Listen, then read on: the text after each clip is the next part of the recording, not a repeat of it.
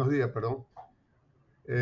Hoy vamos a tener la charla que nos va a ofrecer Juan Ulrich Portet, que es posibilidad de apoyo de la DFC al desarrollo futuro económico, social y ambiental de Venezuela. Juan es biólogo de la Universidad Central de Venezuela, año 79, y tiene un Master of Science en Química Ambiental del IBIC, Instituto Venezolano de Investigaciones Científicas en Venezuela, en 1981. Actualmente trabaja en la obtención de un doctorado en ecología en la Facultad de Ciencias de la Universidad Central. Y es investigador pro bono en dinámica de poblaciones pesqueras y acuicultura marina.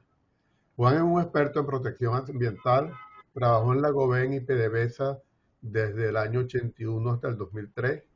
Entre las actividades que realizó ahí fue el creador de la sección de protección ambiental en la coordinación de operaciones de la División de Oriente de la Goben y luego Seguridad, Higiene y Ambiente. Tuvo asignaciones de investigación en INTEBET. Fue supervisor de protección ambiental en Amuay, en la División de Occidente, y en Seguridad, Higiene y Ambiente en Caracas. Tuvo una beca de la Goben en el periodo 90-92, donde sacó un máster de Administración de Energía y Política de la Universidad de Pensilvania y del IFP. Fue coordinador de protección ambiental de la Gerencia de Planificación Operacional de Áreas Nuevas durante la exploración a riesgo del Este Maturín, superintendente ambiental de perforación en la División de Oriente y Occidente, consultor principal de planificación de tecnología, saneamiento de pasiva ambiental en la Gerencia de Coordinación de Operaciones, Dirección de Exploración y Producción de PDVSA en Caracas, y participante en el desarrollo del Plan de Tecnología a Mediano Plazo de INTEBET 2002-2006. Fue profesor de Ecología y Economía Ambiental en la Escuela de Ingeniería Ambiental de la Universidad Gran Mariscal de Ayacucho en Maturín y es consultor ambiental desde el año 2004. Entre su entrenamiento reciente ha hecho cursos de negocio agropecuario en el IESA recientemente, 2021. Tiene un diplomado de petróleo y energía en el Colegio de Internacionalistas de Venezuela y tiene un diplomado de gobernabilidad e innovación pública de la CAF-CPG y PUCAP. Tiene numerosas publicaciones arbitradas en congresos de seguridad, higiene y ambiente en la SP y el Congreso Venezolano de Ecología. Bueno, con ustedes dejo a Juan Ulrich con su presentación. Adelante, Juan. Bueno, muchas gracias, Carlos, y saludos a todos. ¿Cómo están? Esta presentación, en realidad, la hice originalmente al Comando Agroalimentario de Vente Venezuela, del cual yo formo parte, un poco por la inquietud que implica hoy en día el desarrollo del agro, en general la pesca y la acuicultura, bueno, porque es la provisión de comida y eso es una necesidad trascendente en este momento en el país, ¿no? Entonces, bueno, el objetivo de esta presentación es mostrarles las oportunidades y condiciones que ofrece la DFC para la restauración económica, social y ambiental de Venezuela. Tiene como propósito animar estrategias de financiamiento internacional e iniciativas de negocio que contribuyan al desarrollo del agro, la industria, y cuando digo la industria me refiero también al petróleo y el hierro, etcétera, el comercio, la salud, la naturaleza y la restauración ambiental. Ahora, DFC es, bueno, International Development Finance Corporation. Quiero decirles que esta presentación es un ejercicio de traducir lo más relevante de la página web de la DFC y de la manera más fiel posible al inglés. Por eso me disculpan que la presentación esté un poco cargada de texto, ¿no? Bueno, el objetivo general es asociarse de la DFC, es asociarse con el sector privado, no solamente nacional o del país donde está, sino con el capital privado de los Estados Unidos, ¿no? En soluciones a los problemas más críticos que enfrenta el mundo de desarrollo hoy en día. Básicamente invierte en los sectores de energía, atención médica, infraestructura crítica y tecnología. También proporciona financiamiento a las pequeñas empresas, ¿no? Y bueno, las pymes y mujeres empresarias como maneras de desarrollo. y las inversiones de la DFC pues se adhieren ciertamente a altos estándares respetuosos del ambiente, los derechos humanos y los derechos de los trabajadores. El propósito de la DFC, bueno, es convertir a Estados Unidos, esto es parte como de una especie de cash up con lo que hace Europa hoy en día en África, ¿no? Y por supuesto Venezuela debe ser para ellos un interés grande. Convertir a Estados Unidos en líder fuerte y competitivo en el escenario de desarrollo global, aumentando su capacidad para asociarse con sus aliados en proyectos que sean transformadores, brindar al mundo en desarrollo alternativas financieras sólidas a las iniciativas estatales insostenibles e irresponsables. Este es el tipo de lenguaje donde se entiende perfectamente las implicaciones no escritas, ¿no? Ahora, ¿de dónde proviene este DFC? Bueno, es que el 5 de octubre de 2018, el Congreso de Estados Unidos promulgó la ley BUILD, Better Use of Investment Leading to Development, ¿no? Y con esta legislación, pues reformó la capacidad de los Estados Unidos justamente de participar de manera mucho más activa de lo que representó hasta ese momento los USAID. Por esa razón, esta ley lo que hizo fue crear un organismo de los Estados Unidos al fusionar al Overseas Private Investment Corporation y al USAID y desarrollar productos financieros mejorados del acceso de capital privado para impulsar el desarrollo. Es decir, abrirle un poco el capital privado a Estados Unidos y por supuesto a los países objetivos, ¿no? Aumentar la flexibilidad y el apoyo a la inversión privada en el crecimiento económico para generar estabilidad, ¿no? Y mejorar los medios de vida de los países en desarrollo. La DFC busca convertir a Estados Unidos en un líder fuerte y comprometido en el escenario del desarrollo global, con capacidad para asociarse con aliados en proyectos transformadores y brindar alternativas financieramente sólidas a las iniciativas que, dirigidas por estados en vías de desarrollo, dejan a sus países en una situación peor. Aquí está otra de las afirmaciones que tienen todas las implicaciones no escritas, ¿no? Ahora, ¿con quién se asocia la DFC? Bueno, se asocia con el sector privado de todo el mundo. Si bien la DFC prioriza inversiones en países de ingresos bajos y medianos bajos, según la clasificación del Banco Mundial, también puede considerar inversiones en ciertos países de ingresos medianos y altos. La DFC puede apoyar inversiones relacionadas con proyectos elegibles solo cuando los gobiernos de esos países hayan celebrado acuerdos con los Estados Unidos que autoricen a la DFC a brindar apoyo a las inversiones. Por supuesto, pareciera que hoy en día no clasificamos, ¿no? Y esperamos en algún momento hacerlo, ¿no?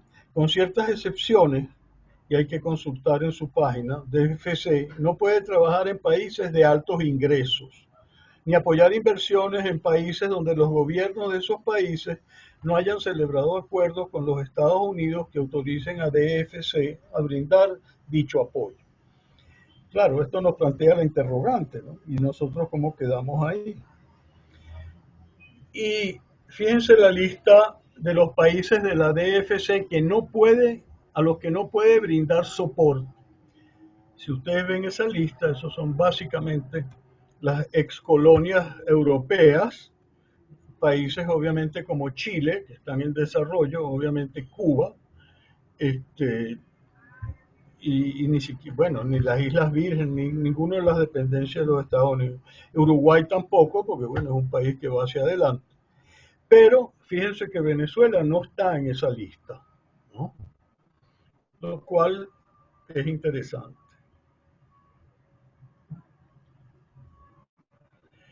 Ahora bien, para uno poder considerar a la DFC dentro de sus propósitos, hay una serie de preguntas que son relevantes a los efectos de la elegibilidad. una vez que existen todas las condiciones de asociación con el país relacionadas con proyectos de inversión, ¿no? Por ejemplo, el proyecto negocios, la pregunta es si el proyecto negocio cumple con los estándares ambientales y sociales de la DFC.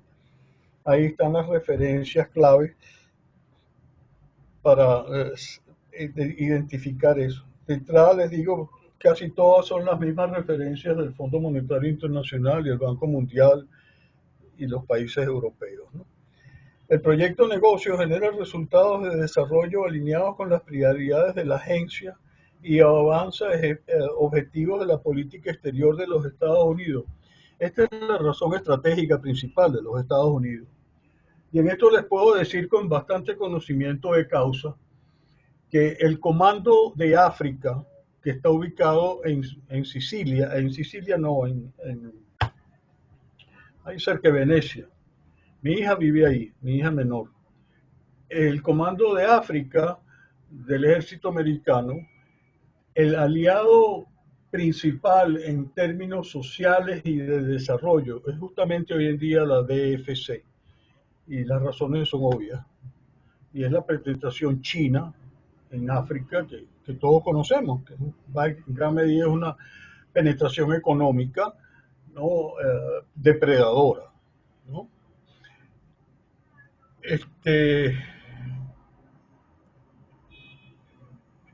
Dicho eso, pues tenemos otras preguntas relevantes. O sea, ¿tiene el inversionista o la empresa un historial exitoso en su industria particular?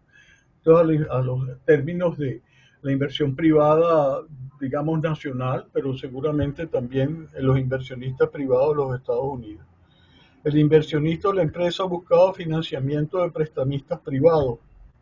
En este sentido, la DFC no pretende competir con otros que estén formando parte de un grupo de inversión en un proyecto de desarrollo, sino básicamente complementar lo que pueda ser necesario. Y en cuanto a la política de inversión, bueno, está el primer término, las políticas y procedimientos ambientales y sociales, ¿no? Actualmente eso está en revisión en los Estados Unidos y las referencias ahí la tienen, serán importantes verlas en su momento. Pero ella evalúa proyectos utilizando su herramienta, o sea, tiene sus indicadores propios, ¿no? Para medir y monitorear y evaluar su impacto, de la misma manera que hace todos estos fondos de desarrollo, la CAF, etcétera, etcétera, ¿no? Primero es contribuir al PIB a través de las mejoras de infraestructura y la generación de ingresos locales, beneficios fiscales para la economía local. Fíjense el impacto que ellos buscan tener a nivel de alcaldía, en gobiernos descentralizados, y apoya la creación de empleo directo e indirecto, o sea, proyectos que faciliten eso. La innovación también incluye el fortalecimiento de los mercados, y aquí está el énfasis en justamente la pregunta que usualmente es clave en cualquier proyecto de inversión, sea en desarrollo o lo que sea, y es, where is the market? ¿Dónde está el mercado, no? La innovación en estructura financiera y modelos de negocio que movilicen capital privado y la transferencia de tecnología. La inclusión también incluye beneficios para poblaciones marginadas, como mujeres o personas que viven en áreas rurales pequeñas, medianas empresas y geografías subdesarrolladas. Pensemos en la región de Amazonas nuestra, ¿no? Y nuestros indígenas, por supuesto.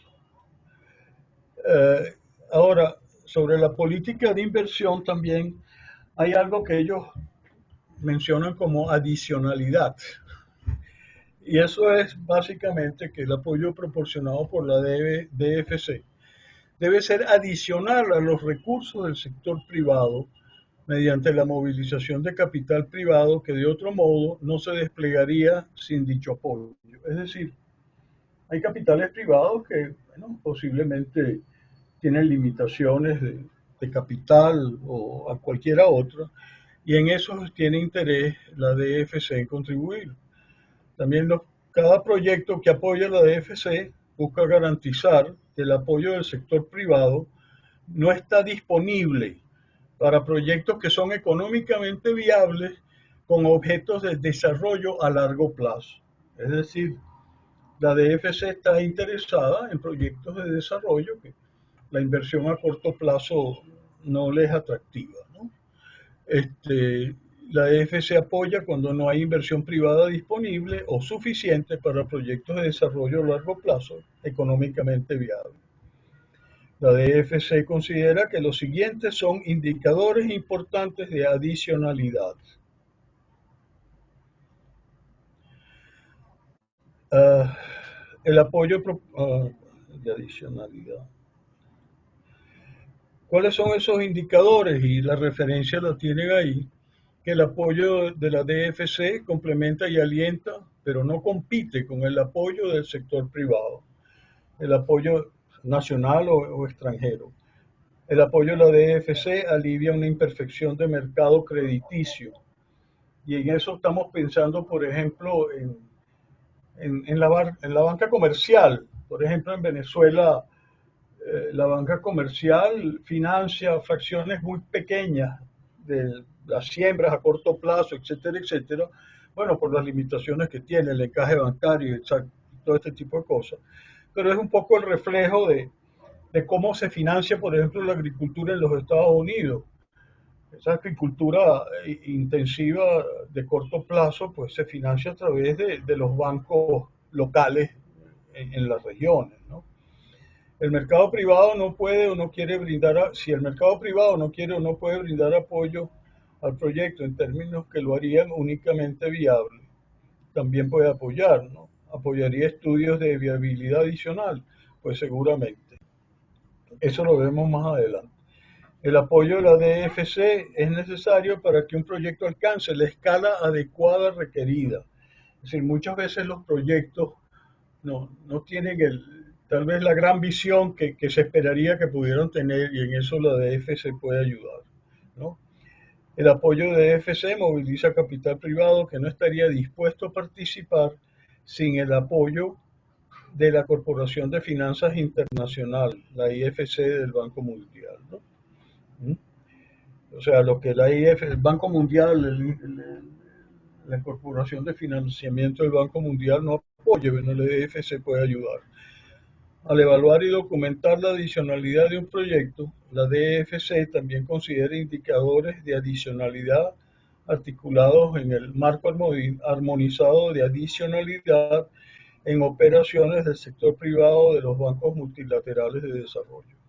Es decir, la DFC básicamente adopta las mismas normas de los organismos de financiamiento internacional, pero es un recurso adicional cuando estos financiamientos internacionales no apoyan, ¿no? Entonces, ¿qué sectores apoya la DFC? Bueno, todo lo que tiene que ver con infraestructura, ¿m? Infraestructura crítica, fundamental para la prosperidad y estabilidad de un país, ¿no? Pobreza energética, brechas de infraestructura física, debido a necesidades de capital. La agricultura, por supuesto, y la seguridad alimentaria, que es uno de los grandes objetivos que nosotros deberíamos tener presente en el futuro. El cuidado a la salud, bueno, todos conocemos la crisis que tenemos de salud en este país, ¿no? Y por supuesto todo el tema del clima, pero tal vez no necesariamente dentro de toda esta paja de lo que es los objetivos del 2030, sino en cosas muy concretas, por ejemplo, la hidrometeorología agrícola. Yo sé de experiencias que tuve en el IESA, que el Departamento de Agricultura de los Estados Unidos prácticamente nos tiene completamente mapeados en términos de agrícola, etcétera, etcétera. Y son servicios que nosotros podemos acceder hoy en día con las personas que están ahí y de manera privada, los agricultores de este país, por ejemplo, ¿no? Y por supuesto todo lo que tiene que ver con tecnología, información y comunicaciones.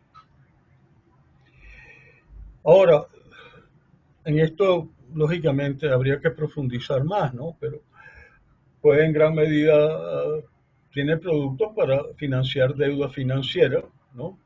Préstamos directos y garantías de hasta $1.000 millones con plazos de hasta 25 años, con programas específicos dirigidos a las pequeñas y medianas empresas estadounidenses.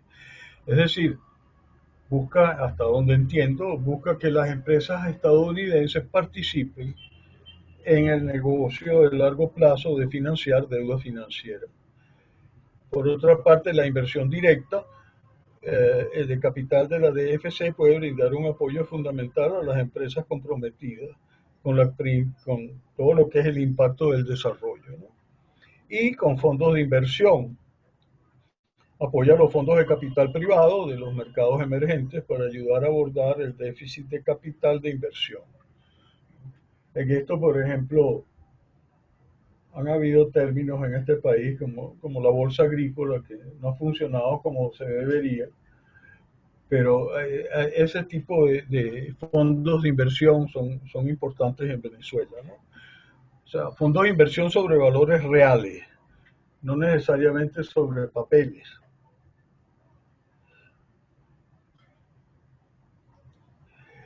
Por otra parte, bueno, la DFC puede favorecer, apoyar estudios de factibilidad eh, y asistencia técnica para identificar proyectos y atraer y apoyar mejor la inversión privada en el desarrollo. También brinda asistencia técnica con estudios de viabilidad y asistencia técnica que aceleran la identificación y preparación de esos proyectos. También tiene las posibilidades de asegurar contra el riesgo político. Y bueno, de esto no hay mucho que explicar, ¿no? Esencialmente, si un país aliado de los Estados Unidos en algún momento presenta condiciones diferentes que ponen en riesgo la inversión americana, pero obviamente la inversión de los privados de ese país, pues tiene maneras de asegurar el riesgo político. Y bueno, ahora quiero algunas de las historias de inversión que hasta ahorita ha hecho la DFC.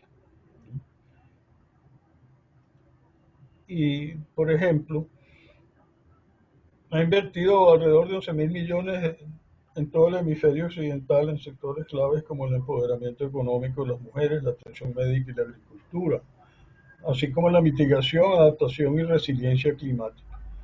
Estos proyectos ayudan a crear oportunidades económicas, mejorar la calidad de vida y apoyar la política exterior y los intereses de seguridad nacional de los Estados Unidos. Apoyar la política exterior y los intereses de seguridad nacional de los Estados Unidos. Eso es relevante.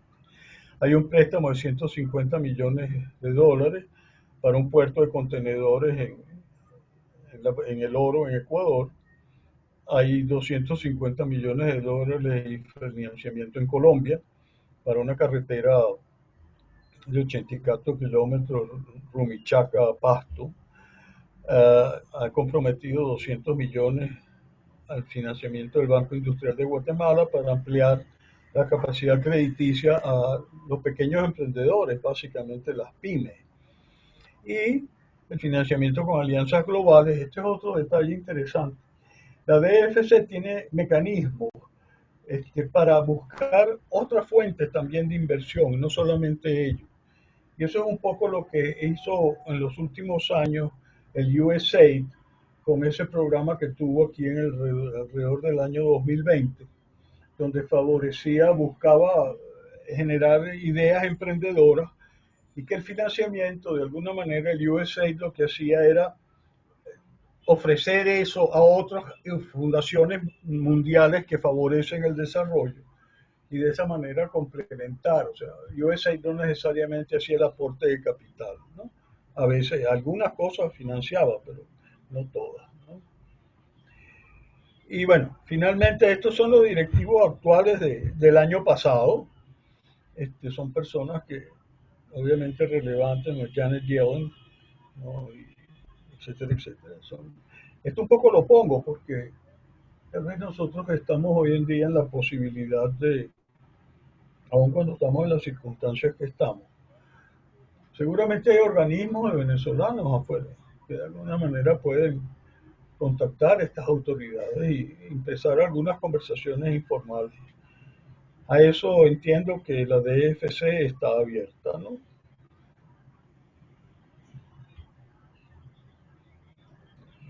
Y bueno, ahora les voy a mostrar algunas de las necesidades que hay en este país. Empecemos por la pesca de atún, los atuneros, la industria atunera. La industria atunera en este país, desde los años 80, o- está abanderada para poder pescar en el Pacífico centro-occidental, con su flota tunera. Eso permitió el desarrollo de la flota tunera. Eso permitió que, por ejemplo, la banca en su momento pudiera financiar una flota tunera o barcos atuneros utilizando la inversión, es decir, el buque como colateral, y eso prestó un gran apoyo, ¿no? Y como ustedes ven, pues estas son todas las especies de túnidos en las cuales nosotros los tropicales somos mejores. Bueno, son los que más capturamos, pero también hay pequeños túnidos, ¿no? Y por supuesto hay una pesca de peces de pico que se hace, la mayor parte de estos atunes primero se hacen con redes de cerco, lo que llaman buques cerqueros de 80, 90 metros, seiners. Y las peces de pico se pescan mayormente en el, uh, en el Atlántico centro-oriental, toda esta zona un poco del Caribe, el norte de Puerto Rico y hasta las costas, cercano a las costas de África, con la pesca de longliner, es decir, los palangres de anzuelo de 50, 60 kilómetros de largo, ¿no? Ahora bien, fíjense cómo evolucionó la pesca de atún en este país a lo largo de los años, ¿no? Y cuando ustedes ven el 2014, bueno, su pico máximo llegó a estar en el orden de las 100, 120 mil toneladas, ¿no? En lo que era la producción de atún del Pacífico.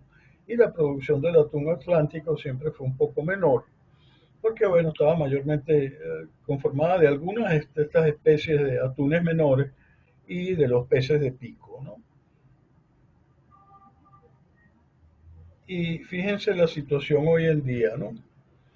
Por ejemplo, la flota tunera hoy en día abanderada de nosotros en el Pacífico tiene 13 buques con una bodega promedio de 1.380 metros cúbicos y una capacidad de acarreo de 1.100 toneladas por barco. Actualmente, en el año 2022, hay 15 buques operando. En realidad no sabemos si esos buques están alquilados a otros operarios para poder mantenerlos, los buques, eso no lo sabemos, pero el caso es que esos buques operan, pero nada de eso viene a Venezuela, ¿ok?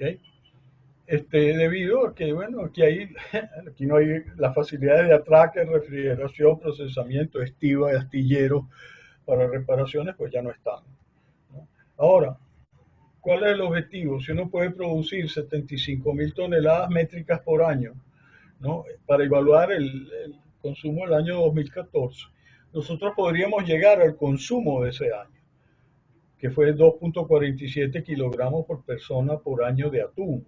En los años anteriores, como vimos, con lo que venía Venezuela, ha debido ser mucho mayor, ¿no? Ahora, si queremos producir 100.000 toneladas por año, deberíamos llegar a producir 100.000 toneladas por año, que en una época representaron 10.000 empleos directos y 50.000 empleos indirectos a lo largo de toda la cadena de valor del atún, desde el atraque, todo, desplomamiento, enlatado, etcétera, comercialización. Ahora, ¿qué se requiere? Se requiere pues el deslomado, el latado de esa industria, harina de pescado y aceite para la industria de alimento balanceado de animales ABA, y eso estaba en las empresas fundamentalmente estas, ¿no? Y algunas otras, ¿no? Eso requiere una inversión de más o menos 15 millones de bolívares para reparar la infraestructura conexa de varaderos, transportes, servicios industriales, recuperación de muelles pesqueros, por ejemplo, el muelle de Cumanea, su capacidad frigorífica, estiva. La reinversión es de unos 23 millones de dólares. La reparación de 8 atuneros que están en el Pacífico son como 24 millones, y hacerle overhaul mayor a 14 de esos atuneros es alrededor de 56 millones en el Pacífico, ¿no? Eso es la referencia, bueno, es del sector atunero y Fundatún. Ahora le quiero mostrar algo que pareciera, ¿no?, imposible en este país, pero es todo un proyecto que se ha desarrollado a lo largo de varios años, que es básicamente un hub agroindustrial que parte de la considera la producción de maíz blanco y amarillo, el sorgo, que hoy en día no se produce, la soya y la caña de azúcar fundamentalmente como insumos para toda una cantidad, para toda una industria y cómo desarrollar eso y producir esos productos. Bueno, esa es la empresa y esa empresa, como ustedes verán, es de todos los hombres que han trabajado profesionalmente en el agro. Y ahí hay un promedio de experiencia de por lo menos 25 años. Y esa gente ha trabajado en todos estos sitios que ustedes ven aquí abajo. Esos son los que han creado este proyecto, que les quiero hacer un resumen de, de, de las cosas que uno no esperaría que están en este país esperando la oportunidad de funcionar, ¿no? Por ejemplo, la idea es que asociar a productores de materias primas, ¿no?, caña, maíz blanco, amarillo, sorgo y soya, en un hub agroindustrial capaz de transformarlas en los productos siguientes, ¿no? Y ahí está toda la lista, ¿no? Ciertamente, este proyecto supone que ese hub agroindustrial tiene que controlar la producción de por lo menos el 40% de esos insumos para poder garantizarse su sobrevivencia ante las volatilidades del mercado o de la demanda o la oferta, ¿no?, de esa producción primaria. Pero bueno, básicamente son procesos industriales, agroindustriales, que pueden producir todo ese tipo de productos. Y más o menos quería mostrar pues el flujograma central del proceso suprogénico, ¿no? Tiene toda una cantidad de aspectos. Por ejemplo, 12.000 toneladas por día de caña, ¿no?, para o sea, preparar la caña, etcétera, etcétera. Todo eso termina produciendo azúcar blanco, ¿no? Produce melaza, produce etanol, unos 300.000 litros por día, este, levadura, etcétera, etcétera. Todo esto lo entienden bien cualquier ingeniero industrial o químico de procesos, ¿no? Yo solamente lo muestro como que el detalle que esta gente ha desarrollado. Por ejemplo, la extracción por difusión de los jugos resultados residuales del bagazo de caña, pues van a producir dióxido de carbono, que de alguna manera ya como no se quema, pues el bagazo de caña. O, bueno, hay ese tipo de cosas. El maíz amarillo, la trituración, y eso produce, con hidrólisis, pues también produce algo de CO2, ¿no? Y bueno, esto es más o menos en líneas generales. Se puede producir abono orgánico que sirve para retroalimentar esas cosechas, ¿no? Y bueno, este es un poco el flujograma cuantitativo del proyecto con las cantidades. O sea, lo muestro un poco para que veamos que, como en algunos de los proyectos que nosotros hemos presentado, integración del petróleo con la petroquímica, ahí están los números, ¿no?, que evidencia para mí la solidez del proyecto sin entrar en muchos detalles.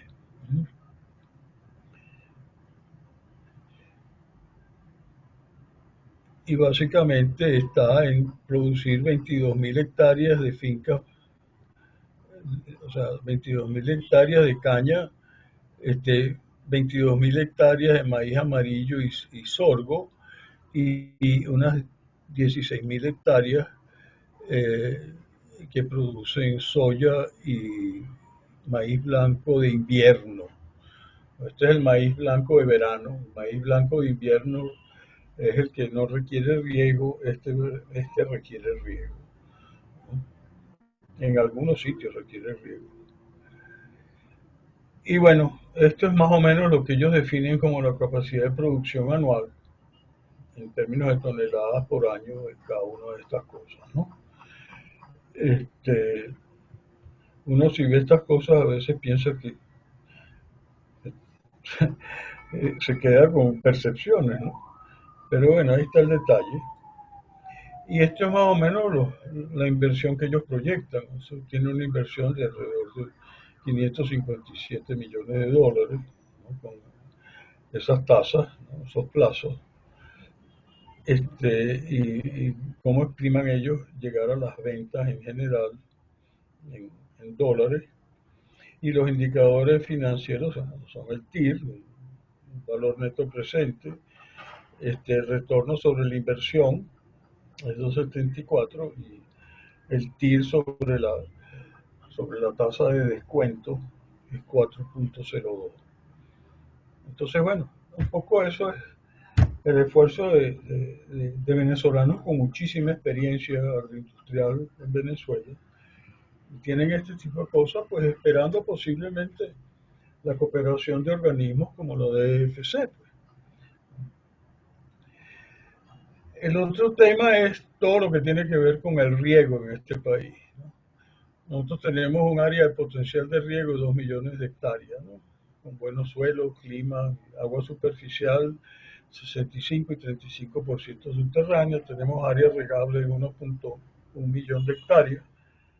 Áreas bajo riego, hoy en día unas 520.000 hectáreas, ¿okay? Que poseen captación, distribución con canales primarios, secundarios, drenaje, vialidad interna.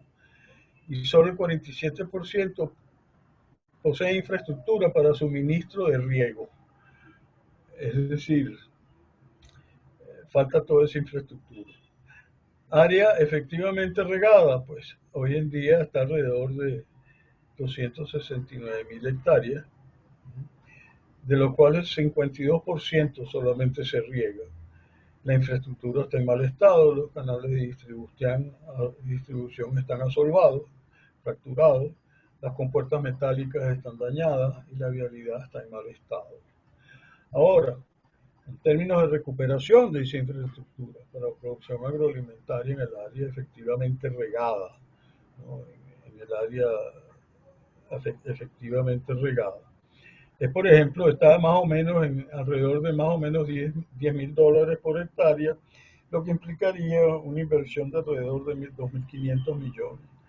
La inversión de mediano o largo plazo para regar 400.000 hectáreas supone, bueno, 300.000 hectáreas en el eje Guanare-Masparro, en la presa de Boconoy-Masparro, con construcción de canales de riego de verano. 80.000 hectáreas en el área Viraba-Cachaguas, en Apure, creo que esos son los módulos de Martecal, y también derivando agua hacia el río Apure, ¿no? Y unos 20.000 hectáreas de agua debajo de las 20 represas en la cuenca del río Unare. Ese riego podría requerir una inversión a más o menos en general de 20.000 dólares por hectárea en una economía normal de estabilidad cambiaria.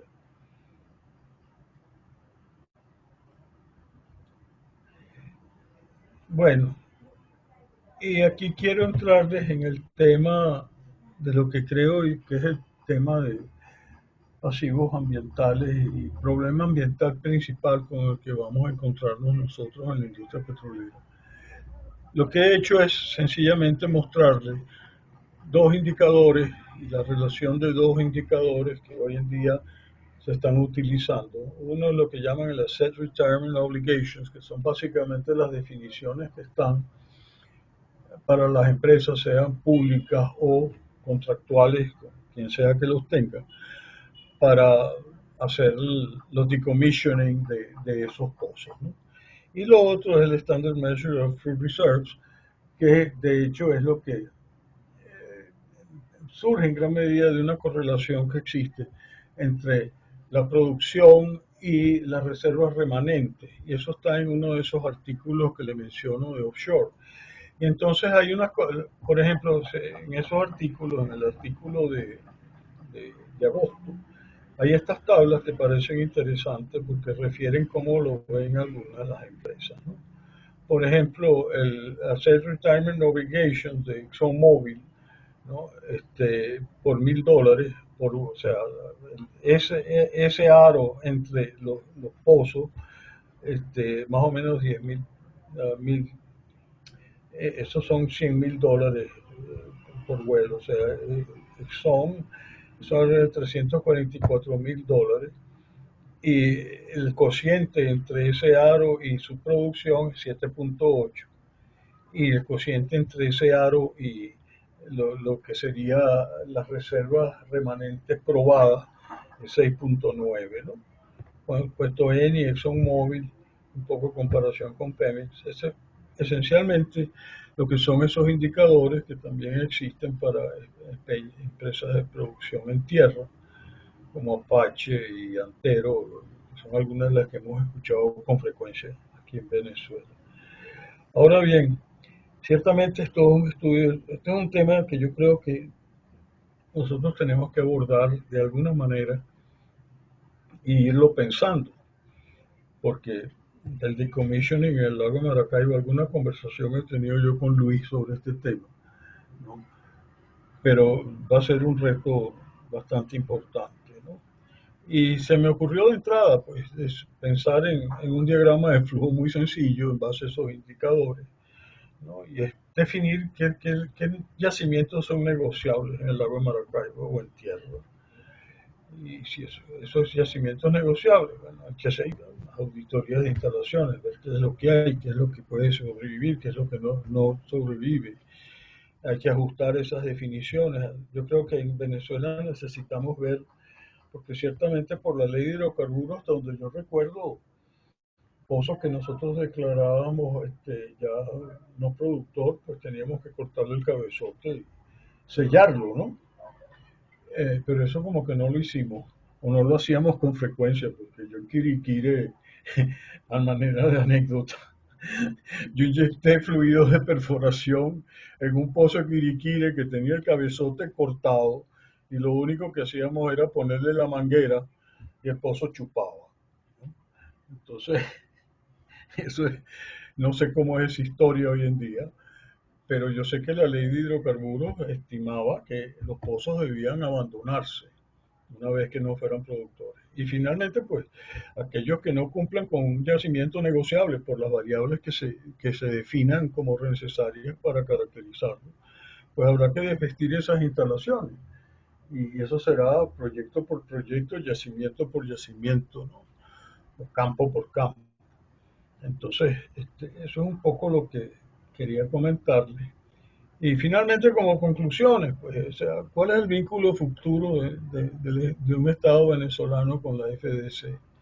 Bueno, fomentará el desarrollo de la iniciativa privada, la inversión nacional y foránea en desarrollo.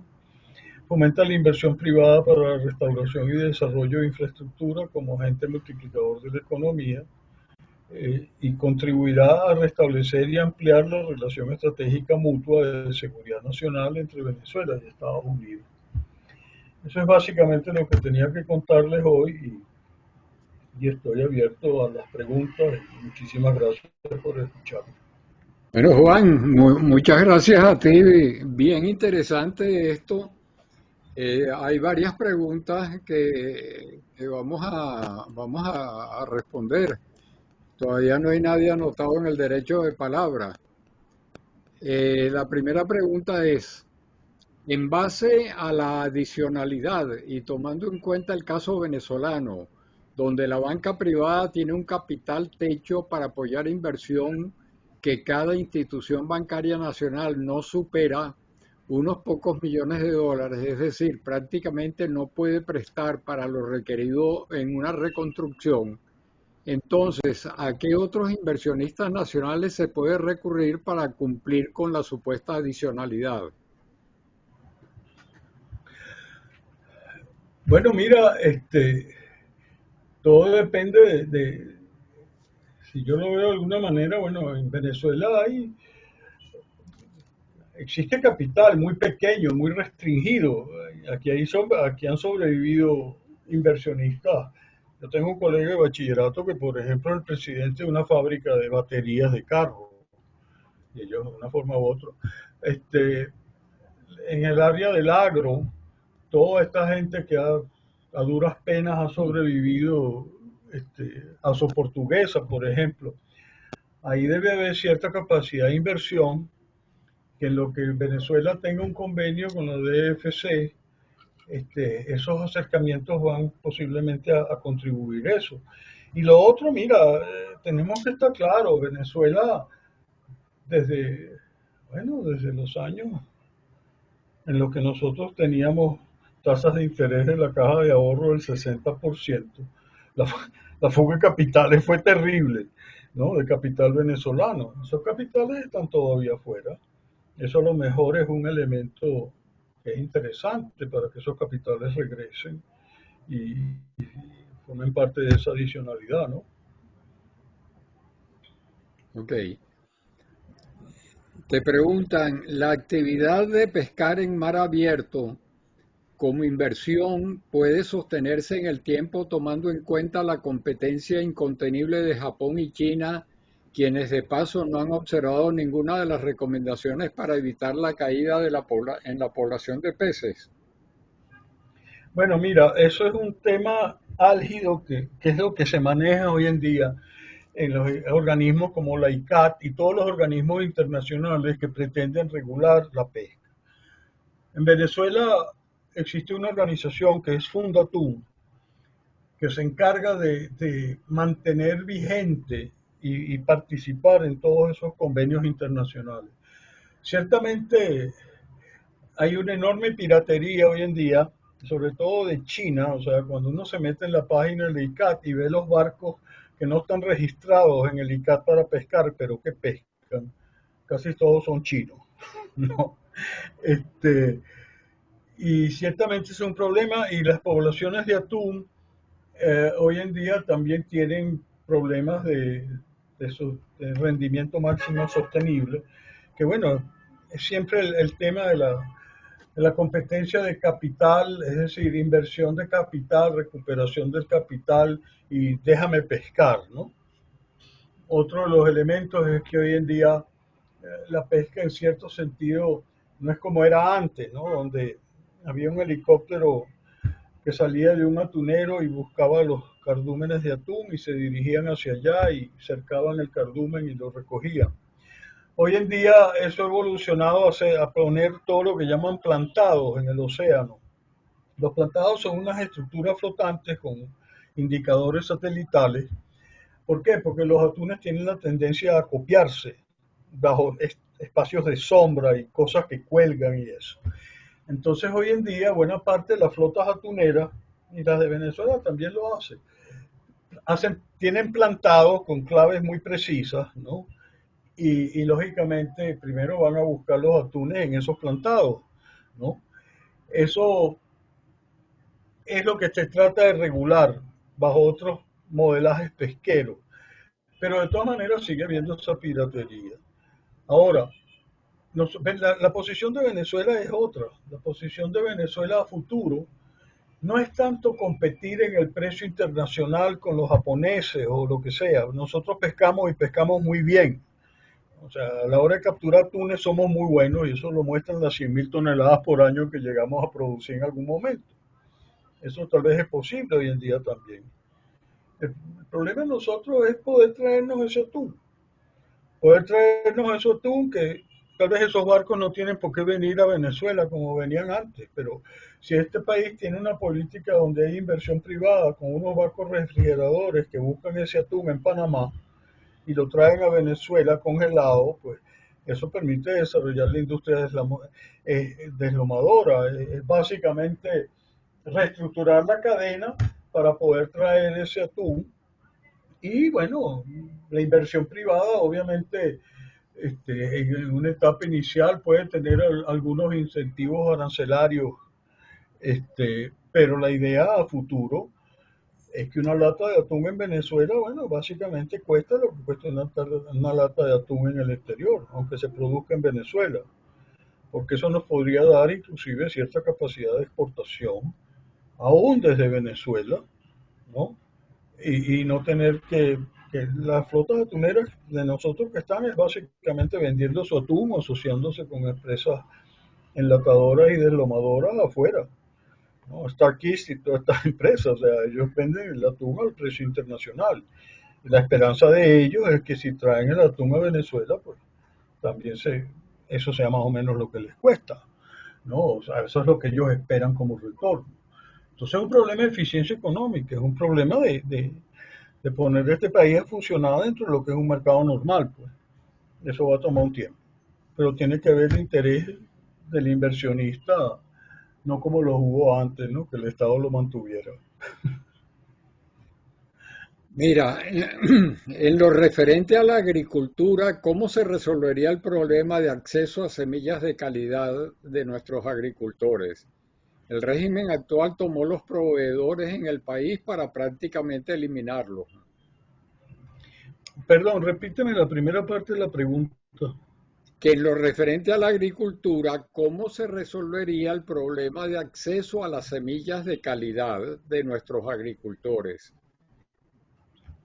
Sí, bueno, mira, eso, es decir, aquí en este país lo que hay que restablecer son empresas como las que existieron antes, con todo lo que pueden ser las actualizaciones tecnológicas, ¿no? Super S, todo eso que estaba en el estado Cogede, que producían la semilla de maíz, que se funcionaban en este país. El problema es que ciertamente hoy en día uno tiene todas estas especies transgénicas que desarrolla Cargill y todo eso, que ciertamente son muchísimo más productivas del maíz y tal, pero esa capacidad de desarrollo genético también lo podemos tener nosotros. Es decir, eso es investigación tecnológica, investigación genética, y nosotros podríamos resolver eso. Ahora bien, inclusive, inclusive si nosotros tenemos que, durante un periodo de tiempo, importar esas semillas, como por ejemplo, aquí en una época nosotros vamos a pensar en la papa, por ejemplo. La papa en un momento dado en este país podíamos producir nuestra propia semilla de papa, una papa de buena calidad y algunas variedades de papa que se hacían en los Andes. Todo eso se perdió y hoy en día importamos semilla de Colombia y es la papa generalmente más cara y la otra papa es una papa de malísima calidad porque lo que está es básicamente reproduciendo cultivos que no son tan buenos, pues. Entonces, esas son cosas que se pueden resolver. Y bueno, no es un problema de depredación ni de destrucción, es sencillamente cómo funciona un mercado, ¿no? Y que nosotros lo hemos descuidado y nunca le hemos hecho mucho caso, ¿no? Eso es parte de lo que pasa, la política de querer importar permanentemente. O sea, aquí muchas de las organizaciones del agro, digamos gremiales del agro, eh, viven es pendiente de que el gobierno les financie, les libere aranceles para poder importar insumos, ¿no? Y muchos de esos insumos se podrían producir en el país. Entonces, esas son las complicaciones que están involucradas en esto. Ok. ¿En qué áreas visualiza que Venezuela se puede beneficiar de los préstamos de la DFC? Bueno, ustedes los petroleros tendrían algo que decir en eso, ¿no? En términos de compañías de servicio, etcétera, etcétera. Yo cada vez que oigo a Luis hablar de estas cosas, pareciera que hay iniciativas de ese tipo. Y ciertamente, ¿qué te digo? O sea, aquí las posibilidades que hay en desarrollo industrial. Este, Te pongo un ejemplo, la industria metalmecánica de este país, que aprovechaba pues la producción de tubos, ¿no? Que teníamos nosotros en Sidor, tubos petroleros. Mi hermano, mi hermano es un metalmecánico que tenía una empresa asistía a todas las enrocadoras de la creación de roscas, de tubos y todo ese tipo de cosas, ¿no? Aquí hay empresas esperando crecer porque en una época en Anaco construían los cabezotes, ¿no? Y todavía creo que los construyen, se los construyen creo que a Delta Ben. Este, entonces, esos son las zonas, esos son los negocios que yo pienso que cuando aquí hablamos de industrialización en los términos de Hausmann, Bueno, hay que empezar caminando para después correr, ¿no? Y la industria metalmecánica yo pienso que tiene una enorme posibilidad. Inclusive, no sé, esas son las primeras que se me ocurren, pero si uno hace un ejercicio, y sobre todo los emprendedores que tienen ideas en mente, hacen ejercicio, seguramente, yo particularmente creo, y eso es un poco mi interés muy personal. Miren, les voy a poner un ejemplo. En Holanda, ¿no? Desarrollan el cultivo de eso que nosotros llamamos aquí en Venezuela atún medregal, que es el kingfish, que seguramente ustedes han visto en los Estados Unidos en los filetes en los supermercados. Bueno, eso es un pescado de altísimo valor. Bueno, en Holanda lo están produciendo en versiones que están en el orden tienen como 6 o 7 años, inversiones del orden de 250 millones de dólares en un hatchery para producir estos en sistemas de recirculación cerrada, RAS, bajo techo.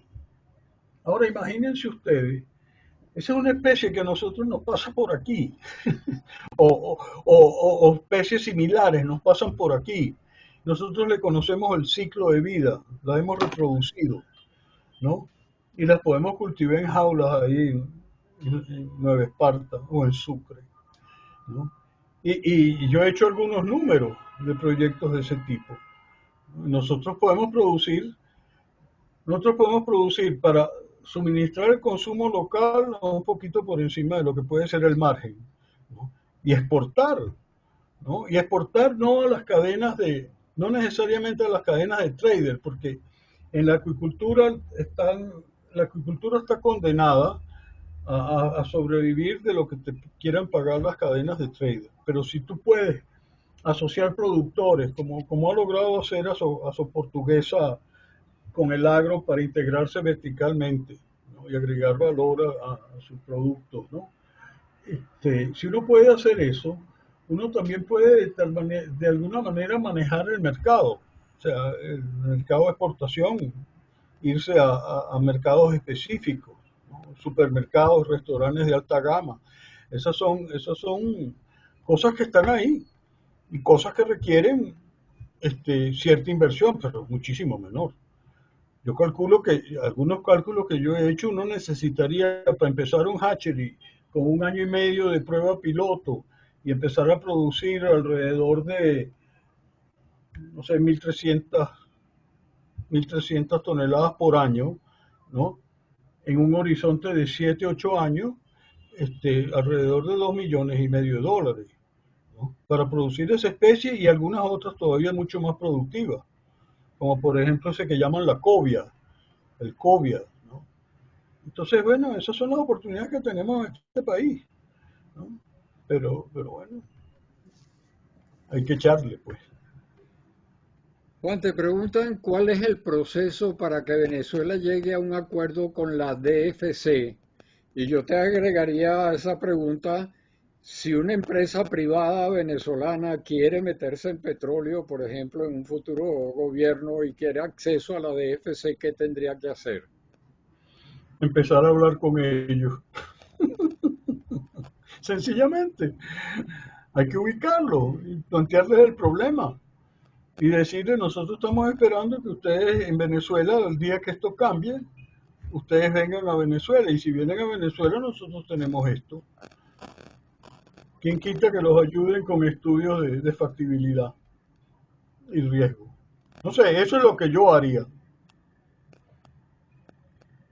Bueno, y aquí viene otra que es, ¿qué espacio hay en Venezuela para el desarrollo de una acuicultura y la captación de inversionistas para esa actividad? Bueno, todas. Es decir, mira, las costas de Venezuela es el sitio por donde pasan, por ejemplo, todas estas especies de paso, ¿no? Están todas ahí. La capacidad de nosotros, porque hemos hecho, aquí hay acuicultores, uno de ellos con el que yo estoy asociado, este, en la Universidad de Margarita, él ha hecho los ciclos de todos esos pargos, por ejemplo, ¿no? ha hecho los ciclos de algunos de esos kingfish, ha hecho los ciclos de la cobia. Okay, es decir, nosotros sabemos cómo hacer eso, nosotros sabemos cómo alimentar las larvas, sabemos cómo hacerlas crecer, manejar la sobrevivencia para ponerlas en unas aulas en el mar. Eso se puede hacer a lo largo de toda la costa venezolana. Hay zonas mejores que otras para unas especies mejores que otras. Y de hecho, hay bastante interés en invertir en Venezuela. Hay gente afuera que quisiera invertir en Venezuela, pero obviamente esas cosas no prosperan actualmente. Pero nosotros, un poco la idea es prepararnos para eso, ¿no? Y que eso cambie, ¿no? Por ejemplo, miren, ustedes ven, por ejemplo, la producción de camarones, que hoy en día el gobierno la convirtió en, el, en la propaganda de que no solamente exportamos petróleo. Bueno, sí, ciertamente la producción de camarones a nosotros ha crecido enormemente, pero ha sido una producción, bueno, que el método de producción ellos han tenido que evolucionar para contrarrestar todos los efectos que tiene producir en lagunas abiertas, etcétera, enfermedades y eso. Pero también ha sido una producción que ha estado muchísimo, ha avanzado porque ha estado subsidiada en gran medida por el Estado. Subsidiado por el Estado por los intereses que tiene de decir que exporta camarones. El camarón que se exporta, hoy en día se exporta en buena parte hacia China, en otra parte hacia los Estados Unidos, ¿no? Por ejemplo, de todas las empresas camaroneras que existían hace 8 años, apenas quedan 4. Bueno, porque básicamente se ha generado un oligopolio, ¿no? Este, que lo financia fundamentalmente el Banco X, ¿no? El Banco X es un banco del Estado que es el que los ha apoyado, pero eso no es sustentable como tal, es decir, el negocio de la acuicultura es un negocio de alto riesgo, del tipo de equity investment, de inversionistas que están interesados en formar parte del negocio de la acuicultura, no tanto el inversionista que espera sacar su dinero a los 7 u 8 años. Eso es una limitación, pero eso también es una ventaja. Entonces, en eso es que se está, ¿no? Pero la costa venezolana, es más, no solamente eso, la producción de especies en aguas interiores, por ejemplo, todo lo que son bagres, las cachamas, o sea, aquí, por ejemplo, eh, casi no se consume cachama, al menos que se esté en el llano, ¿no? Pero aunque hay toda una cantidad de problemas, a esa acuicultura la hemos dominado durante años. Hay unos problemas de que los stocks reproductores nunca se han renovado genéticamente, entonces todo eso hay que hacer, todo ese tipo de genética, pero cuando ustedes ven en Argentina, por ejemplo, en Brasil, la cachama las venden ahumadas, media cachama ahumada, y es un pez yo lo he probado, yo he ahumado cachamas de esas en trabajo de desarrollo sostenible que he mantenido en Cogedes y eso.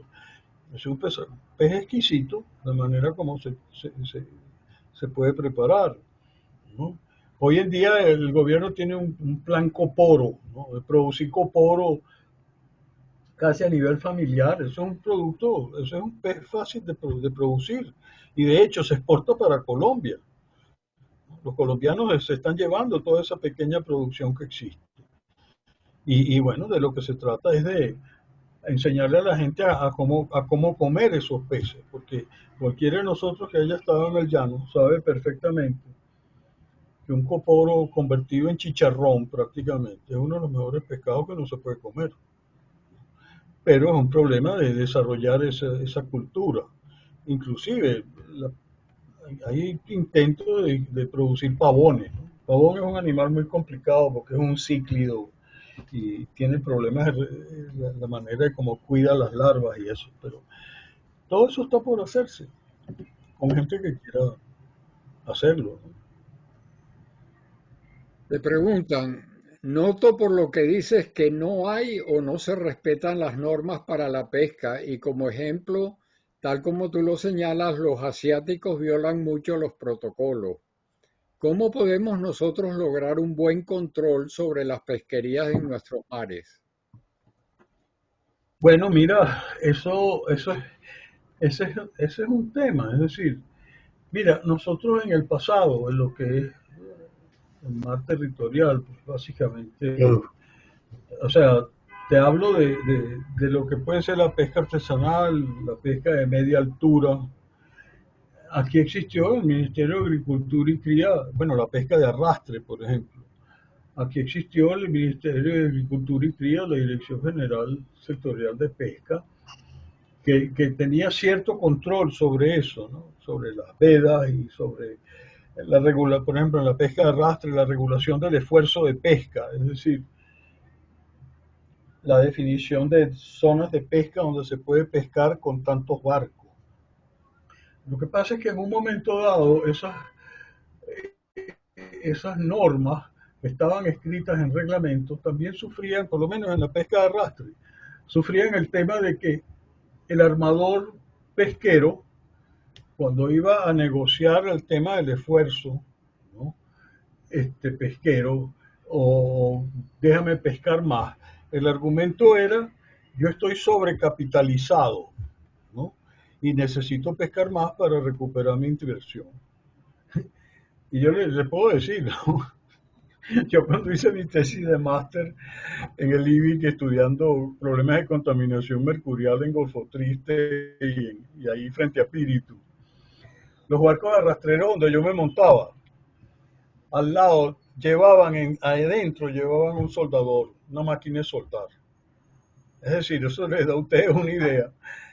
Claro, esos barcos seguían pescando y pescando y pescando, pero esos barcos, olvídense de criterios como depreciación y reinversión y cuestiones de ese tipo. Esas cosas hay que regularlas en Venezuela, ¿no? Yo le puedo decir, por ejemplo, nosotros sabemos la pesca de arrastre, ¿no? Que digamos es la que más necesidades, bueno, todas quieren regulación, pero la pesca de arrastre es emblemática. Nosotros no podemos volver a pescar en lo que es la zona de Margarita y el norte de Sur. Eso es fundamentalmente una zona de pesca artesanal. Y eso generó muchísimos conflictos en el pasado. Nosotros podemos pescar en el Golfo de Venezuela y en la plataforma atlántica. Nosotros sabemos, por ejemplo, que en la plataforma atlántica, o sea, la desembocadura del Orinoco, toda esa zona, nosotros podemos meter un esfuerzo hasta de 40 barcos año, pero lógicamente eso requiere hoy en día poder hacer por lo menos año y medio de pesca exploratoria con unos 2 o 3 barcos arrastreros, 2 o 3 inversionistas que se unan y decidan poner sus barcos teniendo la garantía de ser los primeros, ¿no? Y hacer esa pesca exploratoria como mandan como debe hacerse, ¿no? Desde el punto de vista técnico y realmente determinar, ¿no? el, la- el recurso que hay ahí, trabajar los modelos pesqueros de ver cuánto puede ser el desarrollo máximo sostenible y por otra parte definir las cuotas de pesca, ¿no? Es decir, hoy en día no es tanto el control del esfuerzo, sino, es decir, tú tienes una cuota de pesca de tantas toneladas. Lo puedes hacer con los barcos que quieras, pero es esas toneladas en tal sitio. Todo eso, así es que se pesca en el mundo hoy en día. Así es que se pesca el cangrejo de Alaska, es como se pesca prácticamente todo, ¿no? Este, y la Unión Europea, por ejemplo. Ahora, la pesca como tal, ciertamente, es muy difícil, ¿no? Con la intensidad con la que se pesca hoy en día, mantener estas regulaciones funcionando. Es un esfuerzo muy grande porque es una permanente competencia entre el recurso y el capital. Y eso, digamos, lograr administrar ese proceso es muy dinámico. Juan, leí recientemente que algunos especialistas están midiendo el tamaño de los peces y este se ha reducido. Asumo que es porque los extraen muy pequeños. ¿Tienes alguna explicación? Sí, claro.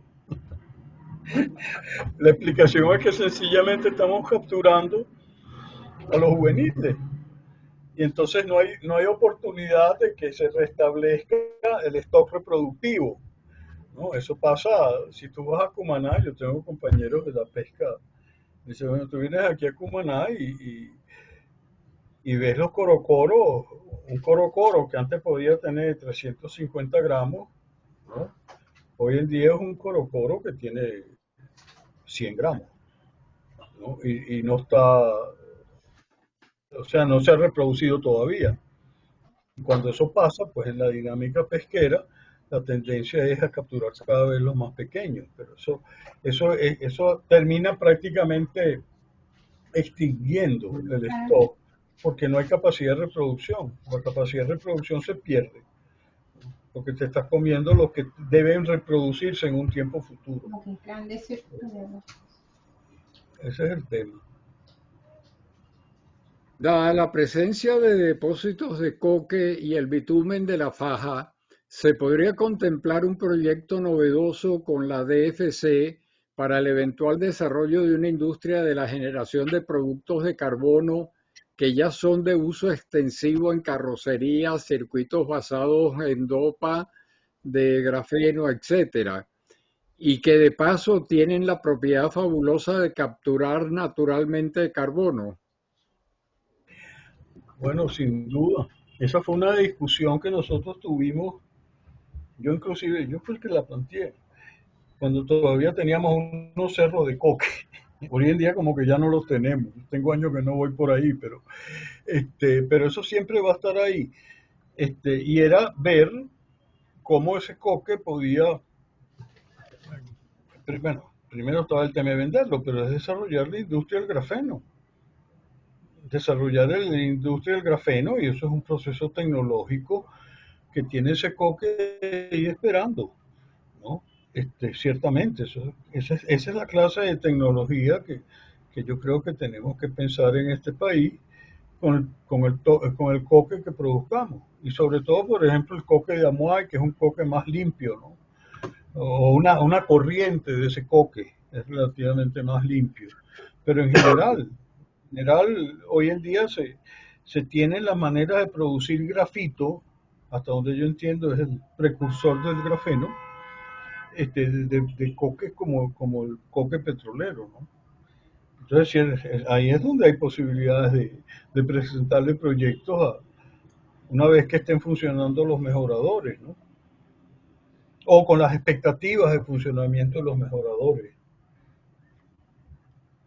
Mira, te preguntan qué recomiendas tú para atacar el grave problema de descargas de aguas residuales al mar. ¿Qué medidas radicales propondrías para lograr sanear esas áreas afectadas? Bueno, además del mar, incluye el lago de Maracaibo y el de Valencia. Bueno, mira, eso es esencialmente políticas públicas de sanidad. O sea, es decir, nosotros en principio no tendríamos ninguna razón para estar descargando aguas residuales ni al lago Maracaibo ni a ningún cuerpo de agua, porque existe hoy en día las mil y una maneras, inclusive de hacer hasta tratamientos terciarios de agua y reutilizar esa agua en una cantidad de otras formas, ¿no? Eso es un tema de sanidad, de normas, de políticas públicas y de responsabilidades de las alcaldías en última instancia. Eso tiene que ver con la descentralización, ¿no? De estos institutos, ¿no? Y, y bueno, mira, nosotros nos arrojábamos en la costa oriental del lago, nosotros nos arrojábamos aguas residuales hasta donde yo recuerde, ¿no? ¿Ok? Porque teníamos nuestra manera de tratar el agua y hasta no sé si había que inyectarla, etcétera, etcétera. Entonces, el tema del lago Maracaibo, ¿por qué? Bueno, porque las aguas residuales no las manejan, ¿no? Y el tema de los derrames, pues es el problema de la eutroficación que contribuye de alguna manera, los afloramientos de algas y todo eso, la descomposición del petróleo termina siendo una fuente de nitrógeno, ¿no? Entonces, es todo eso, ¿no? Y bueno, yo creo que el lago Maracaibo, claro, también hay algo que es cierto, ¿no? Que la gente no comprende. El destino de todo lago, como el lago Maracaibo, es convertirse en un albúfera en el tiempo geológico, ¿no? ¿Ok? Porque sencillamente sus entradas son menores mejor dicho, sus entradas son menores que lo que se evapora, etcétera, etcétera, etcétera, ¿no? Pero independientemente de eso, este, podría sanearse en una cierta medida, ¿no? Cuando cesen los derrames petroleros, las descargas químicas, seguramente hay. Nosotros no tenemos idea de las descargas químicas que hay en todo el lago. Yo sé, por ejemplo, que esos son secretos a voces, ¿no? Que no se decían muchas veces, pero nosotros seguimos descargando una cantidad de productos en el tablazo que eran altamente contaminantes, ¿no? Inclusive algo de mercurio. Inclusive nosotros una vez saneamos una de esas fosas que tenían llenas con aguas de residuos mercuriales, ¿no? Pero ahí esas cosas se hicieron de alguna manera.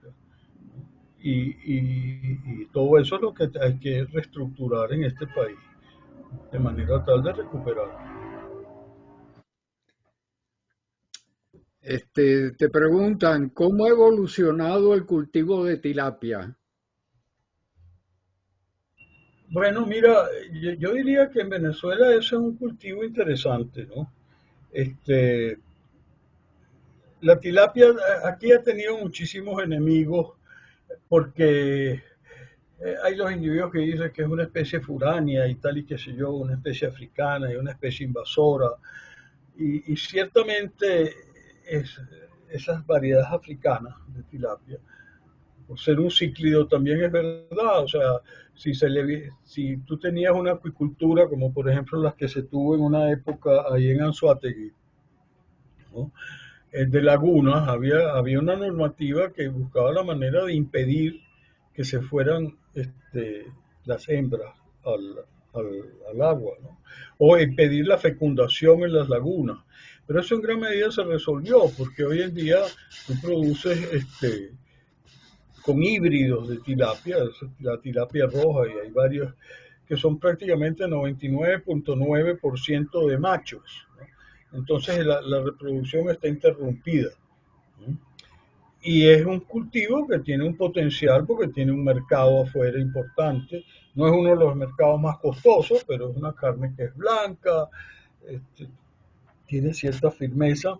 Y aquí hay algunos productores de tilapia. Yo conozco particularmente uno en Yaracuy que ha hecho eso, produciéndolos en la finca de su familia. Y hoy en día prácticamente está en el margen, ¿no? Pero está en el margen porque lo exporta para Colombia. Exporta la tilapia para Colombia porque aquí no hay el tema de consumir tilapia en el excelso gama metido como un filete en un envoltorio adecuado. Esos son los aspectos del mercado que tú necesitas para estimular la acuicultura de esta especie, ¿no?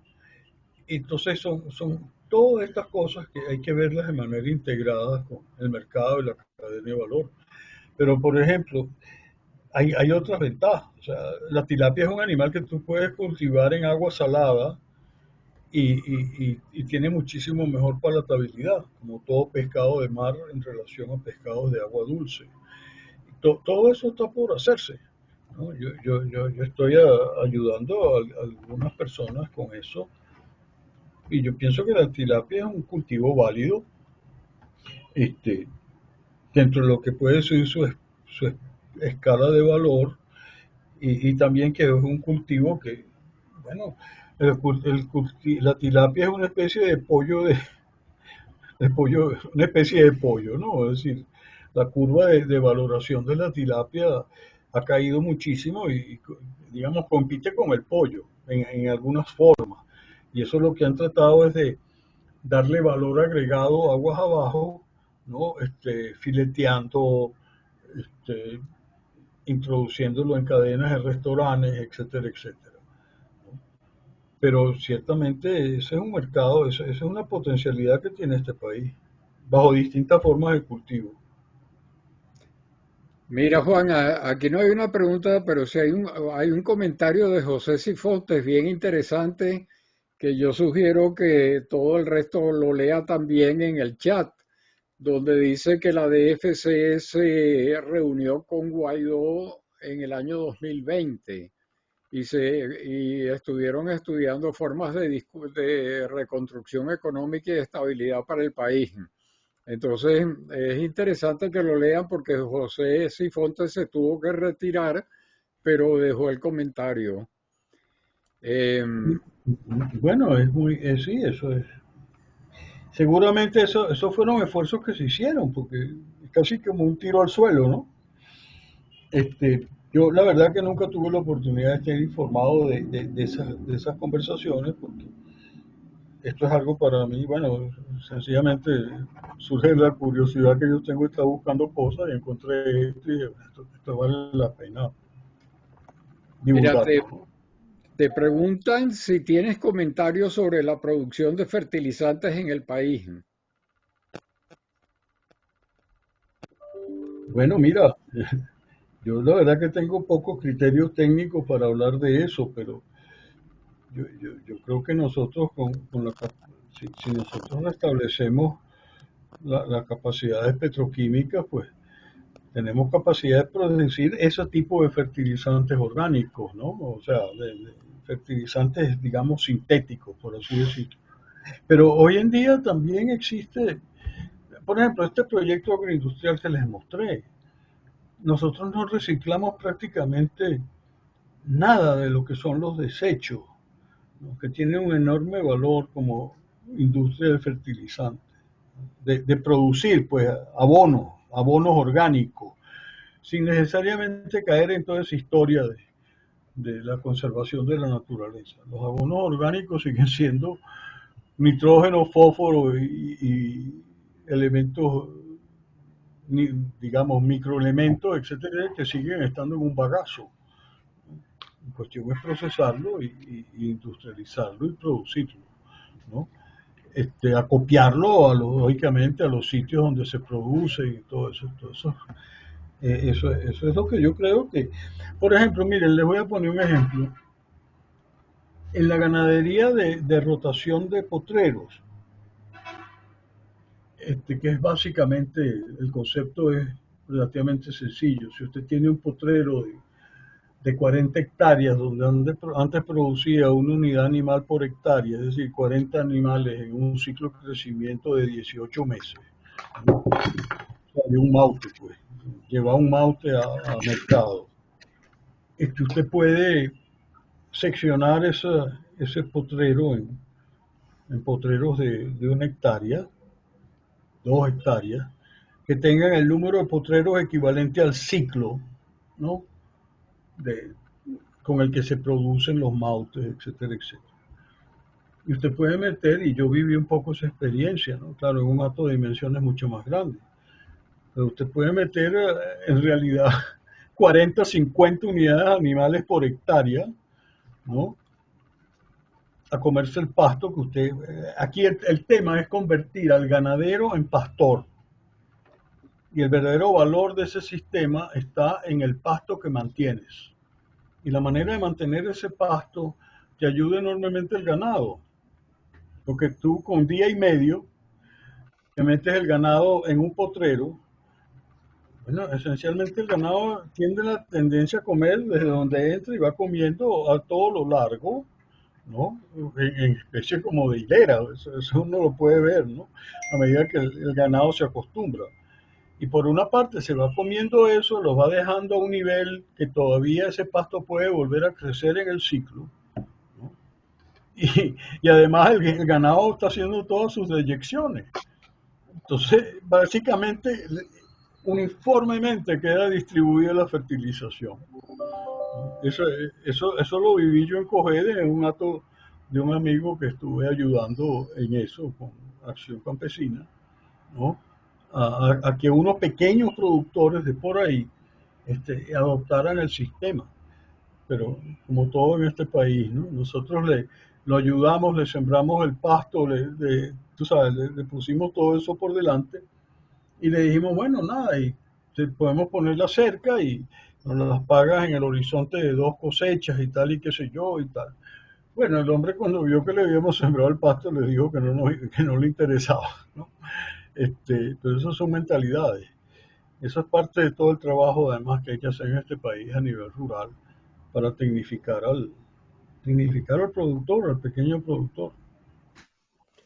Bueno, Juan, hay una última pregunta antes de dar el derecho de palabra y es, en un cambio de gobierno, ¿cómo pudiera implementarse nuevas normativas o que se cumplan las existentes ante los tantos problemas que se han planteado de tal manera debe ser de poner algún orden ante tanto desastre ecológico? Bueno, mira, si nos estamos enfatizando en el tema de desastre ecológico, nosotros tal vez tenemos alguna ventaja. Y es que, por ejemplo, las normas del Ministerio del Ambiente, con las que nosotros vivimos en una época, tenían la limitación de ser unas reglas de comando y control. Es decir, te multo si haces tal cosa, ¿no? O si te sobrepasas de tal cosa. Las enormes dificultades que teníamos para hacer cualquier operación y tener que hacer un estudio de impacto ambiental que no se justificaba. Había cosas que se podían hacer, mejor dicho, había cosas que se podían demostrar, que no requerían todos esos esfuerzos y todo eso. Entonces, pero las normas que existían en nuestra época no han cambiado. Entonces nosotros tenemos la posibilidad, cuando se cree cuando se retome, ¿no?, el Ministerio del Ambiente, que hoy en día se llama Ministerio de Ecosocialismo y paja, no sé. El tema es que hay que revisar cómo vamos nosotros a abordar la relación entre la industria y el ambiente, la relación entre las alcaldías y el manejo de los desechos sólidos, el reciclaje y reutilización de los desechos sólidos. Y eso es básicamente un proceso, en mi opinión, de adaptación de tecnología que existe y aplicar criterios que en los Estados Unidos se hacen, en Europa se hacen desde hace muchos años.